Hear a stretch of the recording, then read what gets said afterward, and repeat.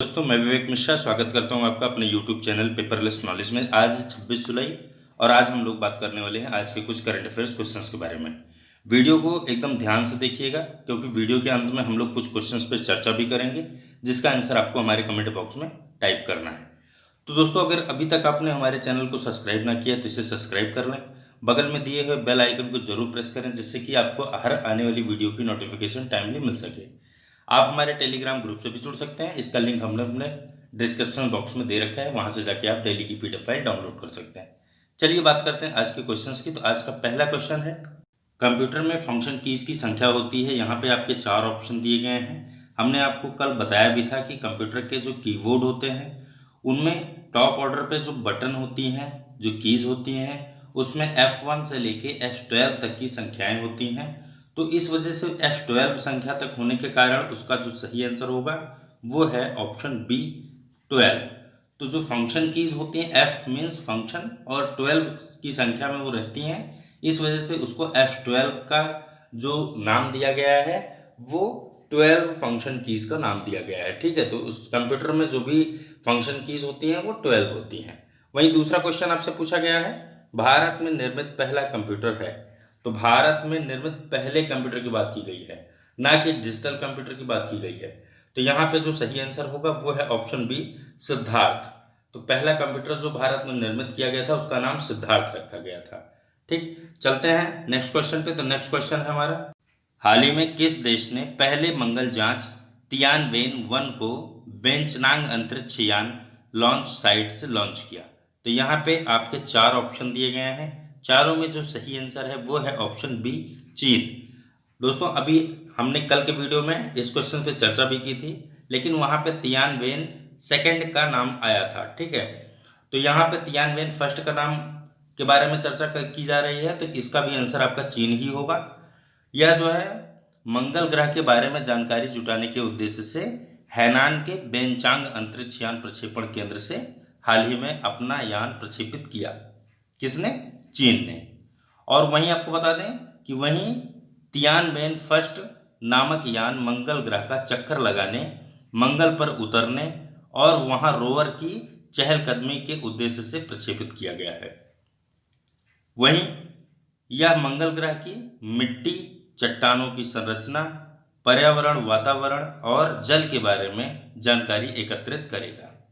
तो ये सारी चीज़ों के लिए जो है अभी हाल ही में चीन ने तियानवेन फर्स्ट को वेंचांग अंतरिक्ष यान लॉन्च साइट से लॉन्च किया है। नेक्स्ट क्वेश्चन पे चलेंगे। नेक्स्ट क्वेश्चन है हमारा, ब्रिक्स सीसीआई के लिए सलाहकार के रूप में हाल ही में किसे नियुक्त किया गया? तो यहाँ पे 4 ऑप्शन आया है, चारों में जो सही आंसर है वो है ऑप्शन डी साहिल सेठ। ब्रिक्स की बात की गई है, तो दोस्तों ब्रिक्स के रिलेटेड क्वेश्चन हमने कल के वीडियो में आपको दिया था। ब्रिक्स मतलब BRICS। तो ब्रिक्स मतलब 5 देशों का एक समूह है जिसको ब्रिक्स का नाम दिया गया है। और इसमें जो है अभी हाल ही में किसे नियुक्त किया है अपना सलाहकार? साहिल सेठ को। ठीक, तो साहिल सेठ को ब्रिक्स सीईओ के सलाहकार के रूप में नियुक्त किया गया है। और BRICS chambers of commerce and industry एक मूल संगठन है। क्या है? एक मूल संगठन है। इस संगठन में क्या होता है इसके बारे में जानते हैं।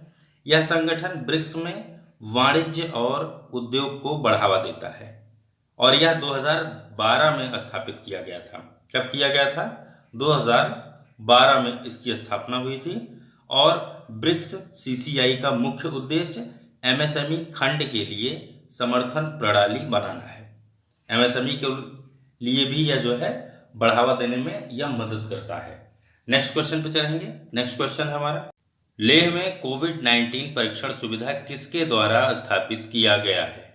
तो 4 ऑप्शन दिए गए हैं यहाँ पे, चारों में जो सही आंसर है वो है ऑप्शन सी DRDO। DRDO का पूरा नाम क्या है? Defence research and development organisation. तो defence research and development organisation ने जो है इसे institute of high altitude research, जिसे हम DIHAR के नाम से प्रदर्शित करते हैं, DIHAR के नाम से इसे हम प्रदर्शित करते हैं। इसकी लैब ने लेह में कोविड-19 परीक्षण सुविधा स्थापित की। लेह की बात की जा रही है, लेह मतलब लद्दाख और लेह वाला लद्दाख, ठीक है। तो यहाँ पे लद्दाख वाली लेह की बात की जा रही है, वहाँ पे इसने कोविड-19 परीक्षण सुविधा स्थापित की है। और इसके बारे में थोड़ा सा जानते हैं, तो यह क्षेत्र में कोरोना मामलों की परीक्षण दर में सुधार के लिए शुरू किया गया है। किसके लिए? कोविड-19 के मामलों की परीक्षण दर में सुधार के लिए शुरू किया गया है इसे। और इसमें संक्रमित व्यक्तियों पर कड़ी निगरानी रखने के साथ साथ एक दिन में 50 नमूने की जांच करने की क्षमता है। कितने नमूनों की? 50, ठीक। यह R&D गतिविधियों के साथ भविष्य के जैव खतरों को संबोधित करते हुए प्रशिक्षण जनशक्ति भी प्रदान करेगा। नेक्स्ट क्वेश्चन पे चलेंगे। नेक्स्ट क्वेश्चन है हमारा, हाल ही में किस राज्य के तापी जिले में स्थित काकरापार परमाणु ऊर्जा प्लांट की तीसरी इकाई, जो कि 700 मेगावाट की है, उसे आरंभ की गई है? 4 ऑप्शन है यहाँ पे, चारों में जो सही आंसर है वो है आपका ऑप्शन ए, गुजरात। तो गुजरात राज्य के तापी जिले में स्थित काकरापार परमाणु ऊर्जा प्लांट की तीसरी इकाई आरंभ हुई है। यहाँ पे आपको बता दें कि काकरापार परमाणु ऊर्जा संयंत्र गुजरात के, जैसे यहाँ पे बताया गया है, तापी जिले में स्थित है। कहाँ पे? तापी जिले में। क्वेश्चन में ही आपको दिया गया है तापी जिला। और इस संयंत्र की पहली 2 इकाई कनेडियन तकनीकी पर आधारित है। जो पहले 2 इकाई है वो किस तकनीकी पर आधारित है? कनाडा के, उसे हम कनेडियन इकाई बोल रहे हैं, कनेडियन तकनीकी पर वो आधारित है। और जबकि वहीं पर जो इसकी तीसरी इकाई है वो पूरी तरह से स्वदेशी तकनीकी पर है, मतलब कि उसे भारत द्वारा बनाया गया है। स्वदेशी मतलब खुद निर्मित की गया है।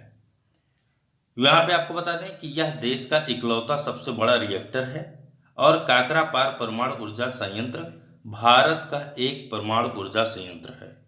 यह गुजरात के सूरत शहर में 80 किलोमीटर दूर ताप्ती नदी के किनारे पर स्थित है। कहाँ पे? ताप्ती नदी के किनारे पर 80 किलोमीटर दूर सूरत शहर से, ठीक है, स्थित है। नेक्स्ट क्वेश्चन पे चलेंगे। नेक्स्ट क्वेश्चन है हमारा, MFIN के निदेशक और CEO के रूप में किसे नियुक्त किया गया है? तो पहले तो आपको बता दें MFIN का पूरा नाम क्या है। इसका पूरा नाम माइक्रो फाइनेंस इंस्टीट्यूशंस नेटवर्क है, ठीक है। तो इसमें 4 ऑप्शन दिए गए हैं किसे नियुक्त किया गया है। चारों में जो सही आंसर है वो है ऑप्शन सी, आलोक मिश्रा।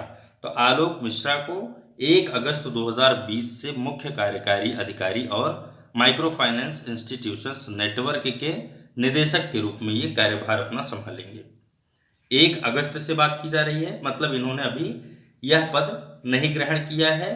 इनकी जो कार्यभार होगा वो 1 अगस्त से शुरू होगा। अभी जुलाई चल रहा है, मतलब नेक्स्ट मंथ में, ठीक।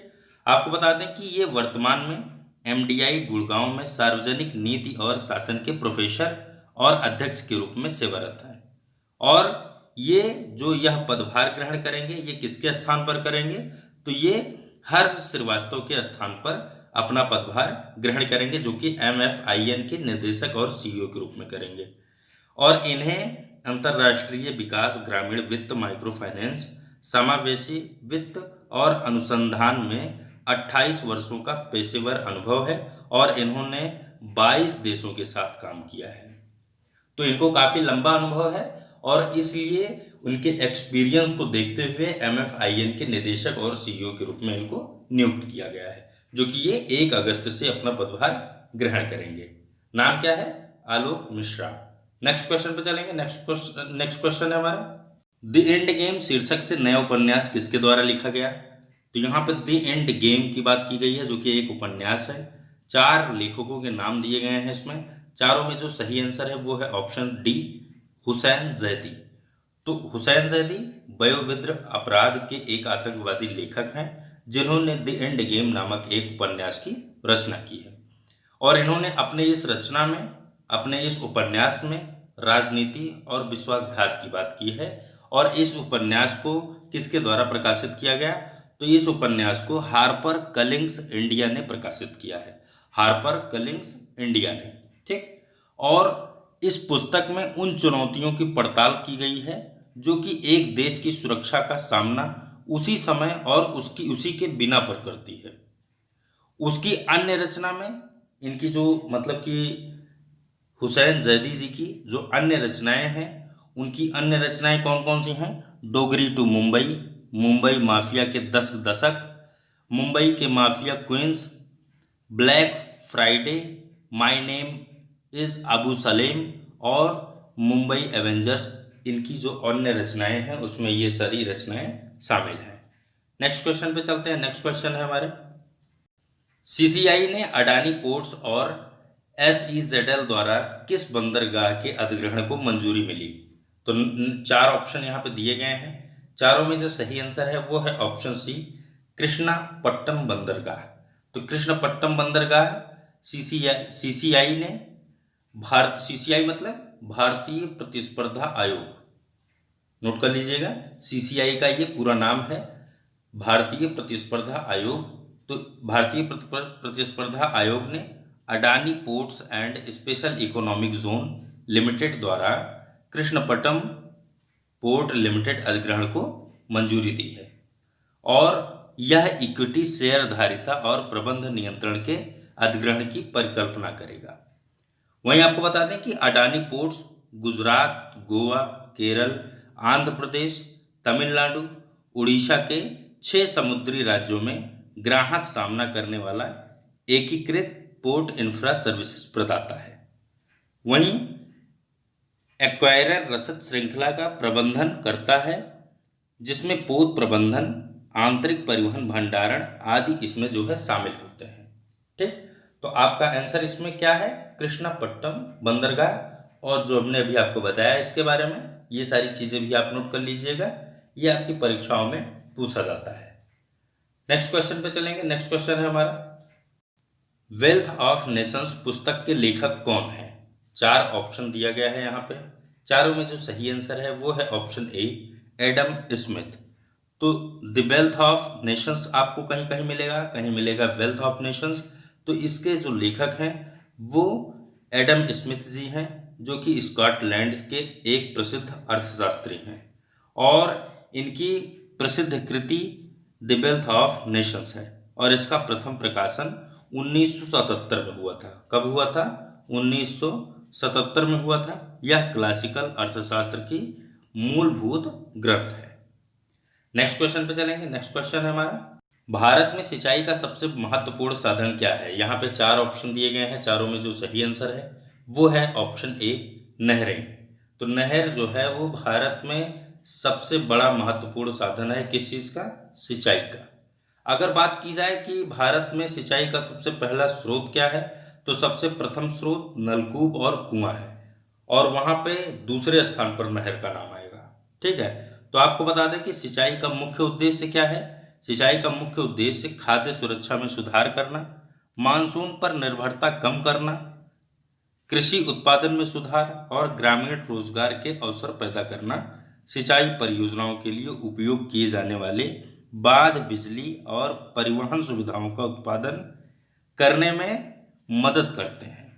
साथ ही बढ़ती आबादी को पेयजल आपूर्ति प्रदान करते हैं और बाढ़ को नियंत्रित करने और सूखे को रोकते हैं। कहने का मतलब ये है कि सिंचाई करते रहना, मानसून पर निर्भर ना होना, मतलब कि सिंचाई की वजह से जो है, मतलब कि आप मानसून पर ही निर्भर मत रहिए, सिंचाई करते रहिए जिससे कि आपकी फसल ना बर्बाद होने पाए, आपकी फसल सूखाग्रस्त ना होने पाए। इस वजह से यहाँ पे बात बताई गई है कि आप सिंचाई करते रहिए और मानसून पर डिपेंड मत होइए। नेक्स्ट क्वेश्चन पे चलेंगे। नेक्स्ट क्वेश्चन है हमारा, देश में राष्ट्रीय न्यायाधीश मतलब एनएसएस की स्थापना कब हुई? 4 ऑप्शन यहाँ पे दिए गए हैं। चारों में जो सही आंसर है वो है ऑप्शन ए, 1950 में। तो देश में न्यायाधीश, राष्ट्रीय न्यायाधीश मतलब इंडियन एजुकेशन हब, तो इसकी जो है 1950 में स्थापना हुई। 1950 में उस समय हुई जब आपका देश आज़ाद हुआ था। ठीक, नेक्स्ट क्वेश्चन पे चलेंगे। नेक्स्ट क्वेश्चन है हमारा, भारतीय नौसेना का सबसे बड़ा सौर ऊर्जा संयंत्र चालू हुआ, यहाँ पे हुआ कर लीजिए इसे। तो यहाँ पे 4 ऑप्शन दिया गया है। चारों में जो सही आंसर है वो है ऑप्शन ए, केरल। तो आपको बता दें कि भारतीय नौसेना ने केरल के एझिमाला स्थित भारतीय नौसेना अकादमी में 3 मेगावाट का सौर ऊर्जा संयंत्र लगाया है। कितने मेगावाट का? 3 मेगावाट का। ठीक, और आपको यहीं पे एक चीज़ और बता दें कि यह वर्ष 2022 तक 100 गीगावाट और ऊर्जा प्रदान करने के लिए, या आप यहाँ पे प्रदान या प्राप्त कह सकते हैं, क्योंकि ये लेगा भी और देगा भी। ठीक है, तो ये जो है 100 गीगावाट सौर ऊर्जा प्राप्त करने के लिए राष्ट्रीय सौर मिशन की सरकार की पहल के अनुरूप होगा। और सौर संयंत्र भारतीय नौसेना में सबसे बड़ा संयंत्र है और इसकी अनुमानित आयु जो मापी गई है वो 25 वर्ष मापी गई है। कितना? 25 वर्ष। वहीं आपको एक चीज़ और बता दें कि इसके साथ साथ नौसेना स्टेशन करंजा उरण में 1 और 2 मेगावाट के सौर ऊर्जा संयंत्र का उद्घाटन किया गया है। कहाँ पे? करंजा उरण में। वहीं 1 और 2 मेगावाट का सौर फोटोवोल्टिक संयंत्र INS कलिंग विशाखापट्टनम में भी लगाया गया है। नेक्स्ट क्वेश्चन पे चलेंगे। नेक्स्ट क्वेश्चन है हमारा, किस राज्य ने स्टार्टअप ई कॉमर्स और अन्य कंपनियों को बढ़ावा देने के लिए डिजिटल इकोनॉमी मिशन को मंजूरी दी है? 4 ऑप्शन दिए गए हैं यहाँ पे, चारों में जो सही आंसर है वो है ऑप्शन डी, कर्नाटक। तो आपको बताते हैं कि कर्नाटक कैबिनेट ने कर्नाटक डिजिटल अर्थव्यवस्था मिशन के गठन को मंजूरी दी है। कब दी है ये मंजूरी? 23 जुलाई 2020 को दी है। किसके लिए? स्टार्टअप ई कॉमर्स के लिए। ठीक, और यह मिशन कंपनी अधिनियम 2013 की धारा 8 के प्रावधान के तहत शुरू किया जा रहा है। किस धारा के तहत? धारा 8 के। किस प्रावधान में? 2013 के प्रावधान के तहत। ठीक है, और आपको बता दें कि यह मिशन कर्नाटक सरकार कंपनियों के 49% शेयर और बाकी 51% शेयर उद्योगों और अन्य हितधारकों के पास होंगे। मतलब कि इसमें जो 49% का शेयर है वो कर्नाटक सरकार की कंपनियों के पास, और बाकी जो 51% के शेयर बच रहे हैं वो उद्योगों और अन्य हितधारकों के पास होंगे। ठीक, नेक्स्ट क्वेश्चन पे चलेंगे। तो नेक्स्ट क्वेश्चन में हम बात करने वाले हैं आज के क्वेश्चंस का। तो क्वेश्चन ऑफ डे आज का कौन सा है, चलते हैं देखते हैं कौन सा क्वेश्चन। तो यहाँ पे आपसे पहला क्वेश्चन जो पूछा गया है कि भारत में खोजा गया प्रथम कंप्यूटर वायरस था। यहाँ पे आप खोजा कर लीजिए। 4 ऑप्शन यहाँ पे दिया गया है, चारों में से एक आंसर आपका सही होगा, जो कि आपको हमारे कमेंट बॉक्स में जाके कमेंट करना है। वहीं दूसरा क्वेश्चन आपसे पूछा गया है सर्वाधिक तेज गति का प्रिंटर है। यहाँ भी आपके 4 ऑप्शन दिए गए हैं, चारों में से एक आंसर आपका सही होगा, जो कि आपको हमारे कमेंट बॉक्स में कमेंट करना है। दोनों क्वेश्चंस आपके कंप्यूटर रिलेटेड क्वेश्चंस हैं। विगत 2-3 दिन से हम कंप्यूटर रिलेटेड क्वेश्चंस आपको दे रहे हैं। क्यों दे रहे हैं? क्योंकि आपकी परीक्षाओं में इस समय पूछा जा रहा है। अपनी डायरी में नोट करते चलिएगा। 1 नंबर के क्वेश्चंस में आपके ये बहुविकल्पीय में पूछे जा सकते हैं। तो दोस्तों, आपको कैसी लगी वीडियो आज की? अगर अच्छी लगी हो तो इसे लाइक व शेयर करना ना भूलें। अपने दोस्तों के साथ भी इसे साझा करें। अगर अभी तक आपने हमारे चैनल को सब्सक्राइब ना किया है तो सब्सक्राइब कर लें। बगल में दिए हुए बेल आइकन को ज़रूर प्रेस करें, जिससे कि आपको हर वीडियो की नोटिफिकेशन टाइमली मिल सके। तो दोस्तों, आशा करता हूँ कि आपको वीडियो पसंद आई होगी। तो आज की वीडियो में इतना ही। तब तक के लिए इजाज़त दीजिए, फिर मिलेंगे नेक्स्ट वीडियो में। तब तक के लिए धन्यवाद।